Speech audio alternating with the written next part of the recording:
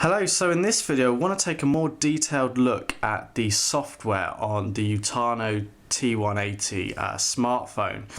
Now we've done an unboxing of this already on our YouTube channel, but I'm going to look here at the software in more detail. So this is an Android smartphone running Android version 2.3.5. Not going to lie to you in the sense that this won't necessarily get all the latest updates to the software. It'll get updates for stability, but software isn't going to be of paramount importance. This is designed for sort of functionality over the glitzy latest versions of the operating system, but the operating system on here is indeed very functional none the least, and will get you through everything you need to do.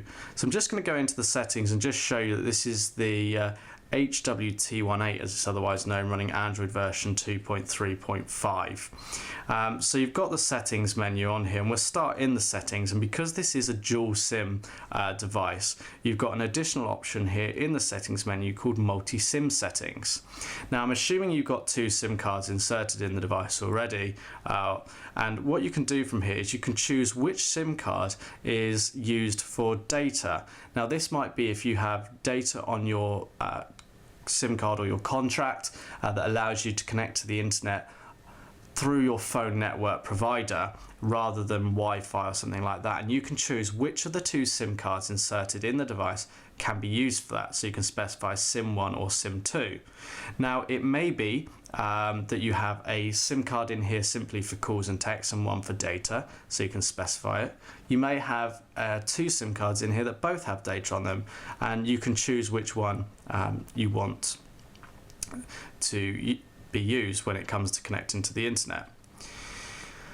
So we've got our home screens here. We've got the ability to scroll through them. We can press and hold on the screen to add shortcuts, widgets, folders or wallpapers. So starting with wallpapers, this is a bit of the customization. We could pick a picture from our gallery, but there's none in here at the moment. So we can then go and pick one that maybe is available to us. So we can go through to the wallpapers and choose what we like and set wallpaper like so, and it changes across our home screens. We can add widgets. So these are sort of more advanced things that we can actually have on our home screen. They may give us more control over certain things. So I could add a analog clock. So there's no actual room on this home screen, so I need to go somewhere else, and I could do it here, and I could add the clock, and there it's giving me a clock. I can press and hold to move this about the screen, or I can press, hold and drag it down to this little bin, and it goes red once you're into the bin area, and I can get rid of it. I could add a shortcut for a contact, music playlist, or an application. I click application, it comes up with the list of applications that I could create a shortcut to. So if I wanted a shortcut to maps, I click that and it's put it on my home screen like so. I can press and hold it and I can move it about. I can even move it to a different screen like so, or I can drag it to the bin as I did with the clock. You'll notice that we've got a widget here that's showing the two networks that we've got. So we've got an O2 and Vodafone SIM card in here, and then up at the top we've got the signal for both of those.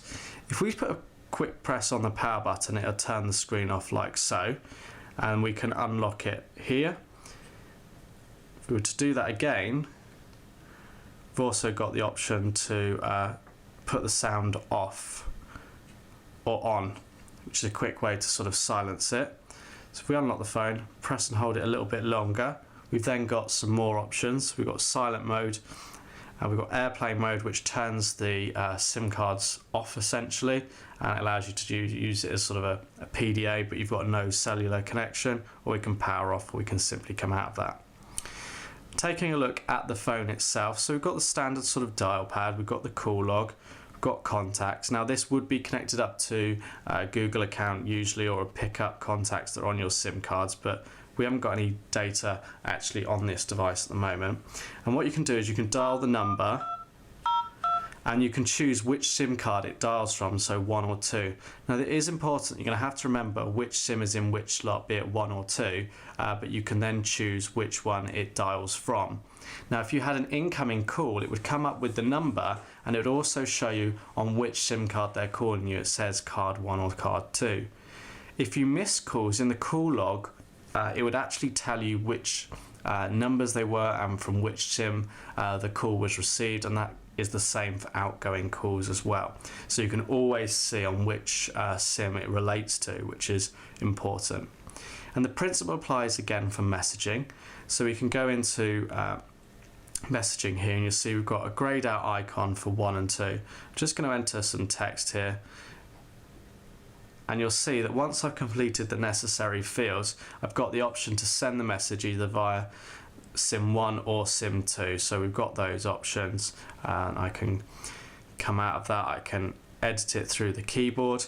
Now you can see we're in portrait mode here, but we can also flip it to landscape mode if that is easier for you. So you've got full orientation there. You've got the ability to use speech if you wanted to. Now it hasn't got a data connection at the moment, so there is actually no ability to do that. We've got more settings here available to us. So looking a little bit at the hardware now, we've got the keys for back, search and menu. So search will take you into Google, you've got the back button, you've got the green button that takes you into the calls or would pick up a call. You've got the red end call button there if you're actually on a call, and you've got the dedicated home key here. It doesn't really look like much of a button, but it is. Coming around here on the side, you've actually got a torch button. So if I press and hold that, you can see the torch comes on the back of the device.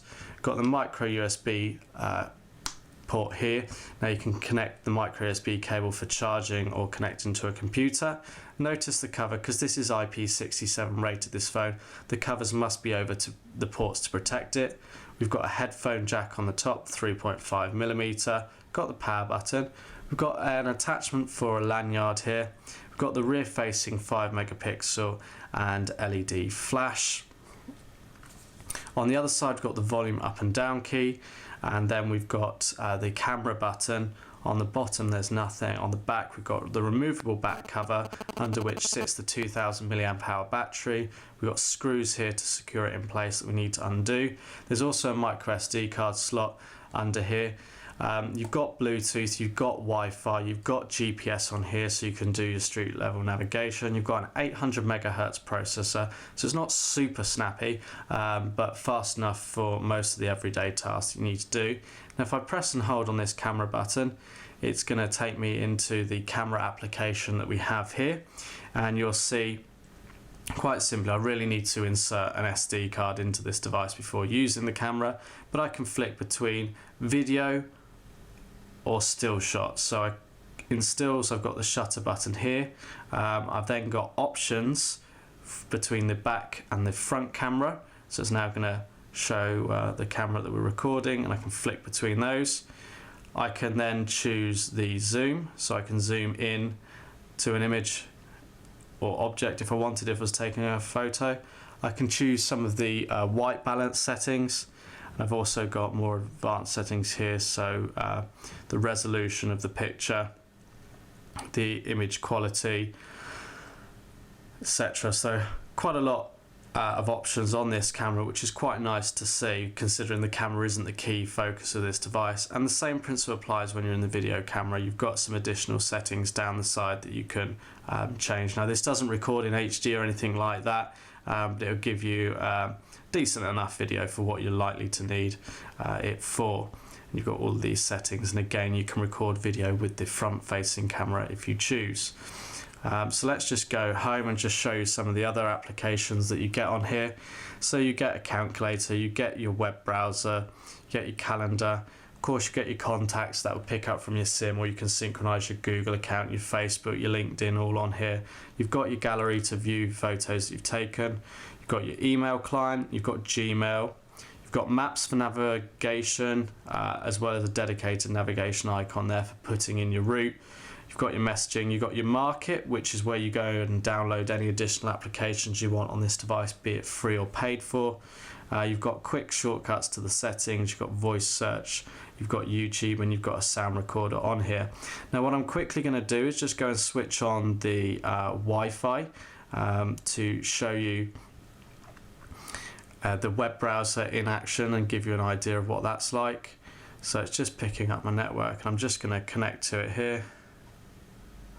So I've just connected to the Wi-Fi, so I'm going to go into the browser now, and it's going to load up here. So let's just head to a website. So here we go, it's heading over to our website. Now it's come up with the mobile website optimized for mobile devices, but we can go to the full desktop website and that will render on screen. Okay, but ideally we want to navigate on the mobile site. But what we can do is we can pinch and zoom in and out of the page like so on here. We've also got the icons down here to allow us to do that as well. We can turn the phone into landscape mode and do the same thing and navigate it like we would be any website on a desktop computer. So we can go straight through and browse the web page. We're not really limited apart from the fact that we might need to pinch or zoom, or we can double tap in and out of the page here as well. So you might have some limitations depending on the website, but you can certainly see what's on screen there. You can read the text and it'll render for your screen. So that's really it. That's an overview of the Utano T180 smartphone. For more information, be sure to check out www.clove.co.uk.